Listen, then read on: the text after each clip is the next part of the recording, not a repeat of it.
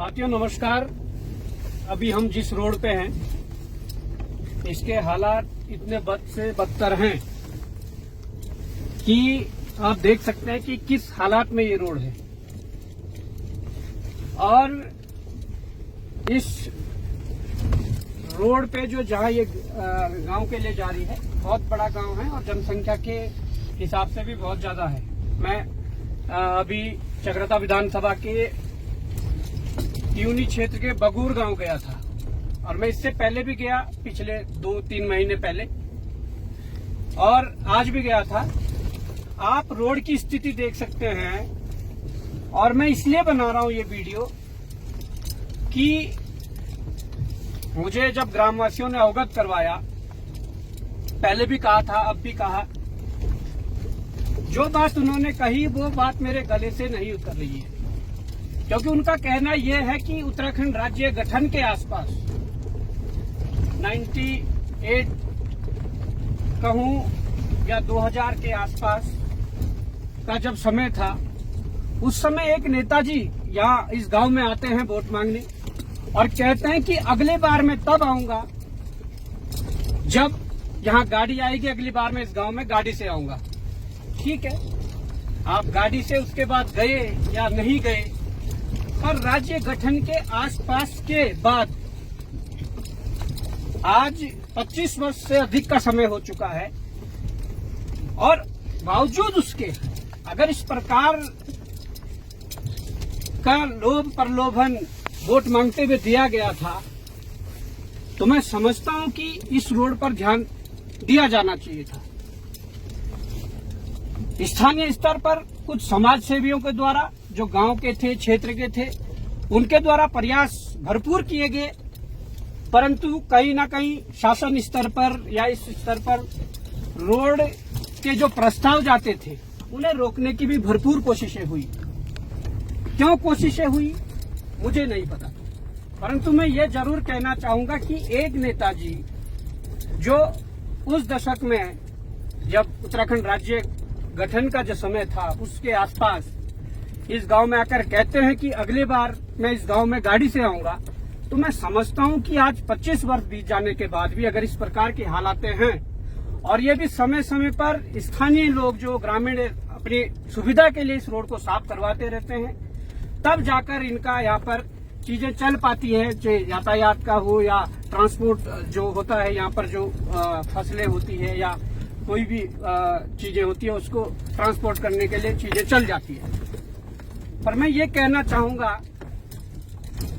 कि इतनी जो बड़ी बात मैं कह रहा हूं, इसलिए कह रहा हूं कि ये जो गांव कहीं और का नहीं है, ये गांव यही जो हमारे चकराता के विधायक हैं उनका गांव में बगल में है। अभी उधर से ही गुजरेंगे, उनका गांव बगल में है और उनके गांव के इतने पास में ये गांव है। और जिन्हें 25 साल पहले कहीं ना कहीं ये आश्वासन दिया गया था कि अगली बार वो गाड़ी में आएंगे, तो मुझे लगता है कि अब उन्हें अपनी गाड़ी लेकर बगूर पहुंचना चाहिए और हालात देखने चाहिए। और इस रोड की हालात देखकर, यहाँ पर बीच में अभी कुछ सालों पहले एक बहुत बड़ी दुर्घटना भी हुई थी जिसमें कई लोग जो है वो कई लोगों का देहांत हुआ था। कई उसमें युवा थे, कई बच्चे थे, कई बुजुर्ग थे। पर इस प्रकार की हालात देखकर तो आप भी समझ रहे होंगे, हम भी समझ रहे होंगे कि किस प्रकार का विकास हम चाहते हैं, किस प्रकार का विकास हो रहा है, किस प्रकार के झूठे आश्वासन नेताओं द्वारा दिए जाते हैं। खैर छोड़िए, अगर इस प्रकार का आश्वासन उस दशक में दिया गया था तो उसका जवाब पूछना चाहिए और जवाब पूछने के बाद इस सच्चाई को पूरे समाज के सामने लाना चाहिए कि किस प्रकार से आश्वस्त किया गया था और उसके बाद क्या क्या कार्रवाई हुई।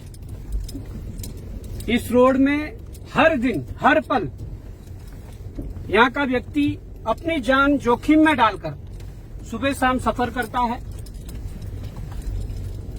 और सफर करते हुए जो लोग सफर करते हैं उनके परिवारजन हर दिन चिंतित होते हैं कि क्या हमारा जो बेटा, क्या हमारा जो भाई, कोई बेटी, कोई बहन, कोई अभिभावक इस रोड से नीचे उतरा, इस रोड से गांव तक चढ़ रहा है, क्या वो सकुशल गांव घर पहुंच पाएगा? ये चिंता हमेशा उन्हें खाती है। पर अच्छी बात यह है कि भारत सरकार द्वारा जो प्रधानमंत्री ग्राम सड़क योजना जो लॉन्च हुई थी, उसके तहत उत्तराखंड में फेज 4 के जो टेंडर है वो शायद लगेंगे और उसके अंतर्गत ये सड़क भी बनेगी।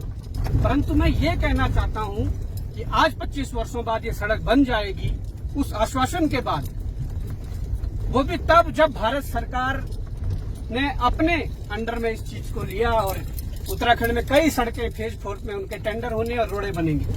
परंतु 25 वर्षों तक इस प्रकार से छलावा किया गया, ये सोचनीय विषय है। और मैं समाज के स्थानीय स्तर पर लोगों को ये कहना चाहता हूं कि जहां पर आपको इस प्रकार की चीजें दिखती है, उन्हें उजागर करना चाहिए। जहां पर झूठे आश्वासन नेताओं द्वारा दिए जाते हैं, उनसे सवाल पूछे जाने चाहिए। तब जाकर हमारा समाज आगे बढ़ सकता है, तब जाकर नेता उस सवाल के डर से आप लोगों के काम कर सकता है।